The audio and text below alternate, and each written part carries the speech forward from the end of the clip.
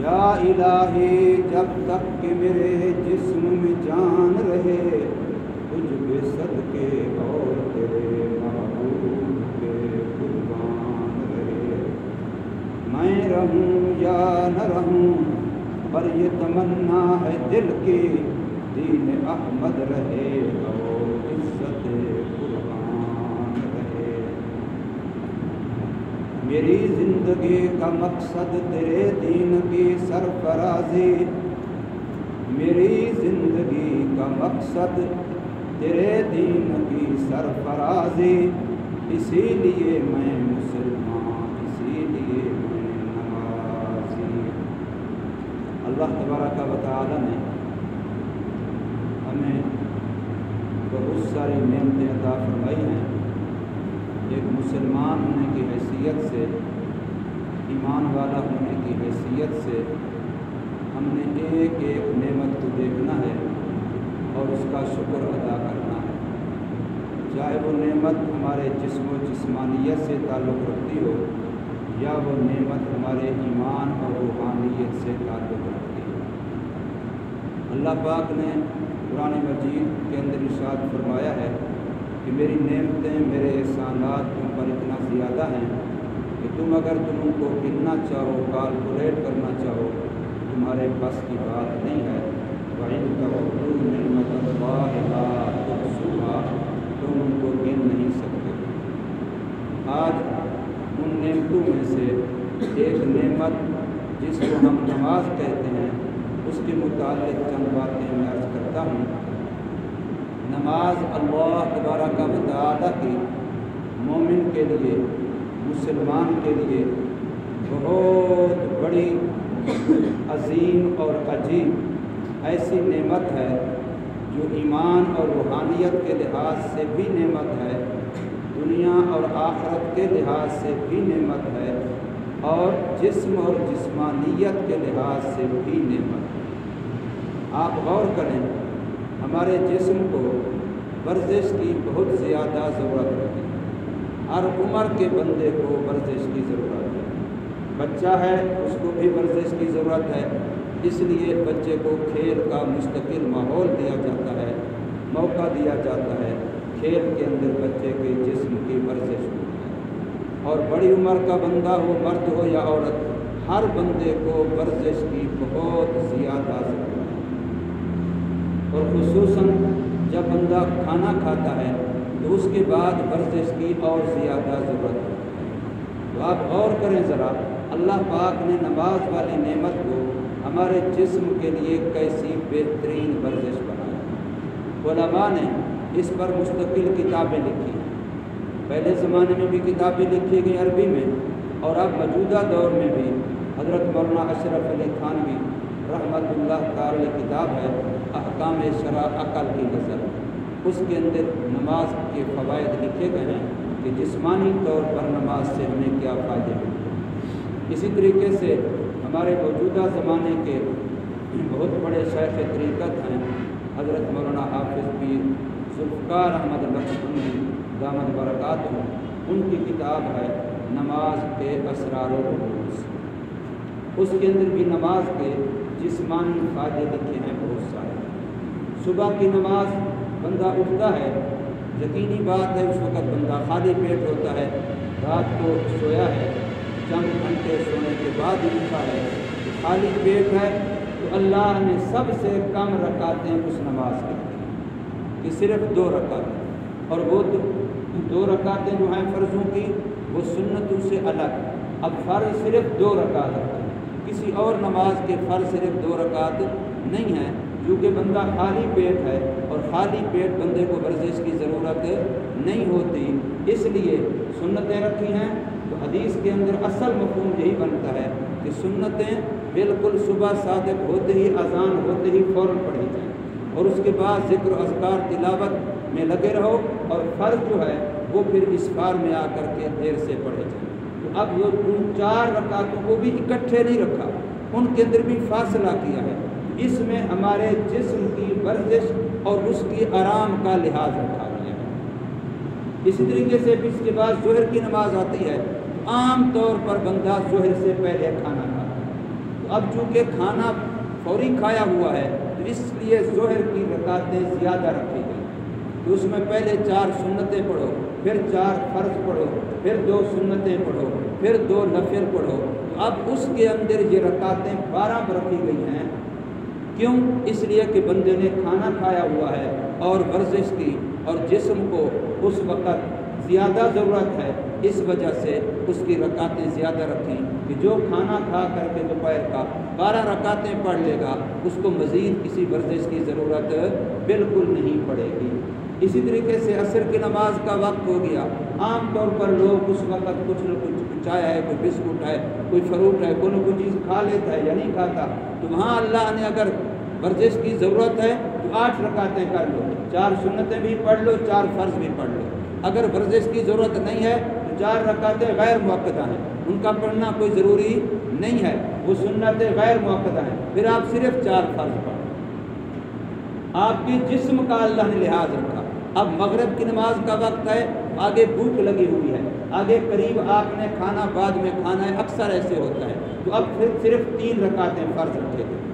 صرف 3 رکعتیں آپ کے لیے مغرب کی نماز کی فرض رکھے گئے ہیں کہ اگر بندہ خالی پیٹ ہے اور اس نے دوپہر کا کھانا کھایا اس کے بعد کچھ نہیں کھایا تو اب صرف 3 رکعتیں فرض پڑھ لو، آپ کے فرض جو ہیں وہ 3 رکعتوں سے آپ کی ذمہ داری پوری ہو گئی۔ اس کے بعد سنت مؤکدہ صرف 2 رکعتیں رکھی گئی۔ پھر اس کے بعد آپ کو اختیار دیا گیا ہے، کوئی بعض بندے مغرب سے پہلے بھی کھانا کھا لیتے ہیں، تو اگر پہلے کھانا کھا لیا اب آپ 2 رکعت سنتوں کے بعد 6 رکعت آپ اوابین کی پڑھیں، تو اب بتائیے جس وقت 11 رکعتیں پڑھے گا، 2 فرض، 3 فرض، 2 سنتیں اور 6 اوابین، تو اب بہترین ورزش ہو جائے گی اور جسم کو مزید کسی ورزش کی ضرورت پیش نہیں آئے گی۔ اب یہ اختیاری صورتیں رکھی گئی کہ اگر آپ کو ورزش کی ضرورت ہے تو آپ رکعتیں 11 کر لیں، اگر آپ کو ورزش کی ضرورت بالکل نہیں ہے تو آپ 3 فرضوں پہ اکتفا کریں، 2 سنتوں پہ اکتفا کریں یا صرف 2 نفلوں پہ اکتفا کریں۔ اللہ نے کیسا نظام بنایا کہ نماز کو ہمارے جسم کی بھی رعایت رکھتے ہوئے اللہ نے رکعتیں دی ہیں۔ اب عشاء کے وقت چونکہ یقینی بات ہے کھانا کھایا ہوا ہے اور سب نے کھایا ہوا ہے، اور کھانا کھانے کے بعد بغیر ورزش کے سو جانا، بغیر ورزش کے لیٹ جانا، یہ جسم کے لیے بہت زیادہ مشکل ہوتا ہے اس کو ہضم کرنا، اور یہ کئی بیماریوں کا سبب ہے کہ بندہ کھانا کھائے اور اس کے بعد سو جائے۔ حدیث میں آتا ہے اذا تعشى تمشى، جب شام کا کھانا کھاؤ تو چہل قدمی کرو۔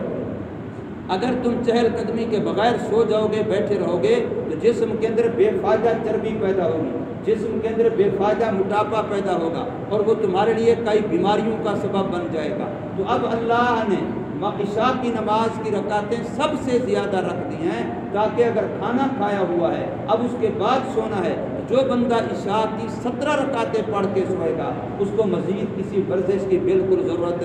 نہیں پڑے گی۔ 17 دفعہ 17 رکعتوں میں ہر رکعت کا ڈبل سجدہ، ہر رکعت کا 1 رکوع، ہر رکعت میں قیام، ہر رکعت میں کتنی مرتبہ اٹھنا بیٹھنا، یہ اٹھک بیٹھک جسم کی اتنی بڑی ورزش ہو جائے گی کہ مزید کسی ورزش کی ضرورت نہیں پڑے گی۔ تو اللہ تبارک و تعالی نے اس نماز والے عمل کو ہمارے جسم کے لیے بھی نعمت بنائی۔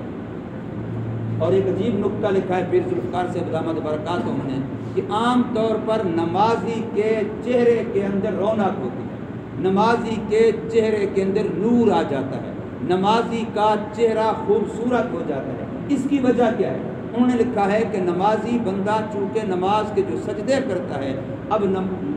جسم کے اندر انسان کا دل ہے جس نے پورے جسم کو خون کی پمپنگ کرنی ہے۔ اب خون پہنچانا کس نے ہے؟ دل نے ہے۔ اب جتنا نیچے والا جسم ہے، برابر والا جسم ہے، اس میں خون پہنچانا آسان ہے، اس لیے ادھر تو خون خود بخود جاتا ہے، لیکن جو جسم کا حصہ دل سے اوپر ہے اس کے لیے خون پہنچانا دل کو زور لگانا پڑتا ہے، اوپر کو پانی پہنچانا، اوپر کو خون پہنچانا ہے، اوپر کو اس کی پمپنگ کرنی ہے، دماغ کے رگوں کے اندر بھی، سر کے رگوں کے اندر بھی، کانوں میں، گردن میں۔ اب یہ ذرا مشکل مرحلہ ہوتا ہے۔ تو اب جس وقت بندہ سجدہ کرتا ہے تو سجدے میں انسان کا دل اوپر آ جاتا ہے اور چہرہ سر نیچے چلا جاتا ہے۔ اب دل کے لیے اس وقت جسم کے اس حصے میں خون کی پمپنگ کرنا، پہنچانا آسان ہو جاتا ہے۔ اب جب اس حصے میں آسانی کے ساتھ دل خون کی پمپیں کرتا ہے، خون کا دورانیہ ہوتا ہے، خون نیت دوڑتا ہے، تو اس سے انسان نمازی کے چہرے میں رونق بھی آتی ہے، خوبصورتی بھی آتی ہے، طاقت بھی آتی ہے، نور بھی آتا ہے۔ یہ ساری چیزیں اس کے چہرے کا یہ ایک ظاہری جو سائنسی لحاظ سے، ظاہری لحاظ سے، مادی لحاظ سے سبب ہے، روحانی لحاظ سے تو ہے ہی ہے۔ تو میں نماز کا جسمانی فائدہ بتلا رہا ہوں، مادی فائدہ بتلا رہا ہوں، ظاہری فائدہ بتلا رہا ہوں۔ اسی طریقے سے نماز کا ایک فائدہ جسمانی اور ظاہری دنیاوی یہ ہوتا ہے کہ نماز چونکہ مختلف اوقات میں رکھی گئی ہے اور اوقات کی پابندی میں رکھی گئی ہے، ان الصلاۃ کانت علی المؤمنین کتابا موقوتا، نماز مسلمانوں پر، ایمان والوں پر وقت مقررہ میں فرض کی گئی ہے، ورنہ اللہ کے لیے اول تو ہمارے سجدوں کی اسے ضرورت نہیں، ہم سارے عبادت نہ کریں، اللہ کی شان میں کوئی کمی نہیں آنی، اس کی قدرت میں کوئی کمی نہیں آنی، ہم نے کچھ کرنا ہے تو اپنے لیے کرنا ہے، اللہ کو ہمارے اس عبادت کی کوئی ضرورت نہیں۔ بار بار اللہ قرآن میں کہتا ہے کہ وہ غنی ذات ہے، صمد ذات ہے، بے نیاز ذات ہے، اس کو کسی کی عبادت کی، کسی کے صدقہ خیرات کی، کسی کی زکاتوں کی، کسی کے حج عمرے کی، کسی کی تلاوت و درود کی اس کو ضرورت نہیں ہے، جو کرتا ہے سو اپنے لیے کرتا ہے، وہ تو اس کو بڑھا بڑھا کے اس کو ثواب دے گا، ہم تھوڑا کر کے اللہ کو دیں گے، اللہ اس سے زیادہ کر کے دے گا۔ اللہ نے قرآن میں اس کی مثال دی ہے کہ کسان، دیہات والا، زمین میں بجائی کرنے والا ایک دانہ گندم کا ڈالے گا، اس ایک دانے سے پودا پیدا ہوگا، اس پودے پر 7 خوشے لگیں گے، ایک خوشے میں 100 دانہ ہوگا، تو گویا ایک دانہ زمین میں ڈالا، اللہ نے اس کو 700 دانے واپس کیے۔ فرمایا ایسے ہی تم اللہ کو ایک نیکی دو گے، قیامت میں اللہ تم کو 700 بنا کے واپس کرے۔ اللہ تو بندے کے لیے اپنی رحمت کا معاملہ کرتا ہے، لیکن ہمارا فائدہ کیا ہے؟ ہمارا فائدہ نماز کے اندر اس لحاظ سے بھی کہ نماز اوقات مقررہ میں ہے، ورنہ جب اٹھتے صبح صبح لو جی 5 نمازیں ہیں، کل اتنے فرض بنتے ہیں، اتنی سنت موقدہ بنتی ہیں، اتنے واجب بنتے ہیں، لہذا سارے ہی صبح صبح پڑھ لو اور سارا دن کام کرتے رہو، خدا کو کیا ضرورت ہے تمہاری کہ ظہر کے وقت الگ عبادت کرو، عصر کے وقت الگ عبادت کرو، مغرب کے وقت الگ کرو، عشاء کا وقت الگ کرو۔ یہ اوقات کا مقرر کرنا، اس میں بھی ہمارا ایک دنیاوی فائدہ ہے کہ ہمیں زندگی کو ایک نظم کے تحت لانے کی تعلیم دی جا رہی ہے کہ حیوان کی زندگی بے نظم ہوتی ہے، انسان کی زندگی ایک نظم کے تحت ہوتی ہے۔ انسان ایک منتظم مزاج ہوتا ہے، وہ ایک انتظام رکھتا ہے، گھر کا بھی ایک خاص انتظام ہے، ادارے کا بھی ایک خاص انتظام ہے، وہ اپنے شب و روز کو ایک نظم کے تحت چلاتا ہے، یہ انسان کی زندگی ہے۔ تو اللہ نے نماز کے مختلف اوقات مقرر کر کے مجھے اور آپ کو زندگی کے نظم کی تعلیم دی ہے کہ اپنی زندگی کو شتر بے مہار نہ چھوڑو کہ جس وقت چاہا اور کھا لیا، نہیں، کھانے پینے کا بھی ایک نظم رکھو، سونے کا بھی ایک نظم رکھو، احباب دوست کو وقت دینا ہے اس کا بھی ایک نظم رکھو، اپنے گھر والے بیوی بچوں کو وقت دینا ہے اس کا بھی ایک نظم رکھو۔ مسلمان کی، انسان کی زندگی اس کے لیے ایک انتظام ہے، اور یہ نماز پنجگانہ اس نظم کی تعلیم دیتی ہے، یہ بھی ایک اس کا دنیاوی فائدہ ہے۔ اسی طرح نماز کا یہ بھی فائدہ ہے کہ نماز کے اندر جب انسان پوری رکعتیں پڑھتا ہے، اٹھتا ہے، بیٹھتا ہے، تو اپنے جسم کے ایک ایک انگ کو ایک چیز کا پابند کرتا ہے۔ قیام کی حالت میں کھڑا ہے، اب رخ اس کا پابند ہے کہ صرف کعبے کی طرف ہونا ہے، ادھر ادھر پھیرے گا تو ٹھیک نہیں ہے۔ آنکھ بھی پابند ہے کہ اس نے فلاں سجدے کی جگہ پر دیکھنا ہے اور جگہ پر نہیں دیکھنا۔ ہاتھ بھی پابند ہیں کہ انہیں قیام میں یوں رہنا ہے، رکوع میں یوں رہنا ہے، سجدے میں یوں ہونا ہے، قعدے میں یوں ہونا ہے۔ نگاہ کو بھی ایک ایک جگہ پر پابند کیا گیا کہ قیام کے وقت تیری نگاہ کہاں ہو، رکوع میں تیری نگاہ کہاں ہو، سجدے میں تیری نگاہ کہاں ہو، قعدے میں تیری نگاہ کہاں ہو۔ یہ ساری چیزیں کس کی تعلیم دیتی ہیں؟ تاکہ ہم اپنے جسم کو بھی ایک نظم کا پابند بنائیں۔ یہ بھی شتر بے مہار نہ ہو کہ زبان جب چاہے جو بولے، آنکھ جب چاہے جو دیکھے، ہاتھ جب چاہیں جو پکڑیں جو چھوڑیں، نہیں نہیں، ایک نظم ہو کہ کیا کرنا ہے کیا نہیں کرنا۔ آنکھ کو بھی اس کا پابند کرو، زبان کو بھی اس کا پابند کرو۔ اب نماز انسان کو اس نظم کی تعلیم دیتی ہے، یہ نماز کا ایک فائدہ ہے۔ اسی طریقے سے نماز کا ایک فائدہ اپنے جسم کی چیکنگ ہو جاتی ہے کہ میرے جسم کے کسی حصے میں کوئی بیماری، کوئی کمزوری، کوئی خرابی تو نہیں آ گئی۔ جب انسان نماز پڑھتا ہے جسم کا ایک ایک انگ استعمال ہوتا ہے، ایک ایک عضو استعمال ہوتا ہے، رواں رواں بال بال استعمال ہوتا ہے، تو ہر چیز کے بارے میں خود بخود چیکنگ ہو جاتی ہے۔ اگر کہیں کوئی خرابی ہے، کہیں کوئی بیماری ہے، کہیں کوئی درد ہے، کہیں کوئی کمزوری ہے، کہیں کوئی تکلیف ہے، تو پتہ چل جائے گا کہ آج نماز پڑھتے ہوئے مجھے یوں محسوس ہو رہا تھا، تو فوراً پتہ چل جائے گا۔ یہ ایک اپنے جسم کے لیے نماز چیکنگ کا ذریعہ ہے۔ اسی طریقے سے نماز بندہ پڑھتا ہے تو نماز پڑھنے سے اجتماعی طور پر جب ہم جماعت سے نماز پڑھتے ہیں، مسجد میں نماز پڑھتے ہیں، تو اپنے ملنے جلنے والے اہل محلہ، اہل گلی، اہل علاقہ، ان کے حالات کا پتہ چل جاتا ہے کہ ان میں سے کوئی بیمار تو نہیں ہے، ان میں سے کوئی ایسا تو نہیں جو میرا تعاون اور خدمت کا محتاج ہو، میرے مدد کا محتاج ہو، میں اس کی ہیلپ کروں، اس کے حالات کیسے ہیں، اس کے حالات کیسے ہیں۔ نماز با جماعت کا ایک فائدہ یہ ہوتا ہے کہ ایک دوسرے کے حالات کا علم ہوتا ہے، اور اس سے انسان ایک دوسرے کا دکھ درد تکلیف اس احساس کر سکتا ہے، اور اس میں مدد کر سکتا ہے، ہیلپ کر سکتا ہے، تعاون کر سکتا ہے نماز کے۔ تو یہ نماز کے وہ جسمانی فائدے ہیں، دنیاوی فائدے ہیں۔ تو اب نماز اللہ کی ایک ایسی نعمت ہے کہ جس کے دنیا اور جسم کے لحاظ سے بھی بے شمار فائدے ہیں، آخرت کے لحاظ سے تو فائدے ہیں ہی ہیں۔ آخرت کے لحاظ سے تو قبر انسان کے لیے نماز کی وجہ سے منور بنے گی، آخرت کے اندر تو انسان کے پل صراط پر آسانی نماز کی وجہ سے ہوگی، نور نماز کی وجہ سے ہوگا، اور میدان محشر میں اللہ کے عرش کا سایہ نماز کی وجہ سے ملے گا۔ نبی پاک صلی اللہ علیہ وسلم کے جھنڈے لواء الحمد کا سایہ نماز کی وجہ سے ملے گا، اور حضور صلی اللہ علیہ وسلم کے حوض کوثر کا پانی نماز کی وجہ سے ملے گا، اور ایسا راحت اور سکون بجلی کی طرح پل صراط سے گزر جانا نماز کی وجہ سے نصیب ہوگا۔ جنت میں بلند درجات، اللہ کی رضا مندی، اللہ کی خوشنودی، یہ نماز کی وجہ سے ہوگی۔ وہاں ملائکہ بھی اس کی عزت کریں گے جو نمازی بن کے آئے گا، فرشتے اس کا استقبال کریں گے جو دنیا میں نمازی ہوگا۔ تو نماز کے آخرت کے فائدے تو ہیں ہی ہیں۔ کیوں؟ اس لیے کہ نماز ہی پورا دین ہے۔ اللہ کے نبی صلی اللہ علیہ وسلم فرما رہے ہیں جس نے نماز کو قائم کیا اس نے اپنے دین کو مضبوط کر لیا، جس نے نماز کو ضائع کیا اس نے اپنا دین ضائع کر دیا۔ نماز پورا دین بنا دیا ہے، اس لیے کہ نمازی جب نماز پڑھتا ہے تو قرآن مجید کہہ رہا ہے ان الصلاۃ تنہا عن الفحشاء والمنکر، نماز کو نماز بنا لو، تمہاری زبان جھوٹ بولنے، بے حیائی بکنے،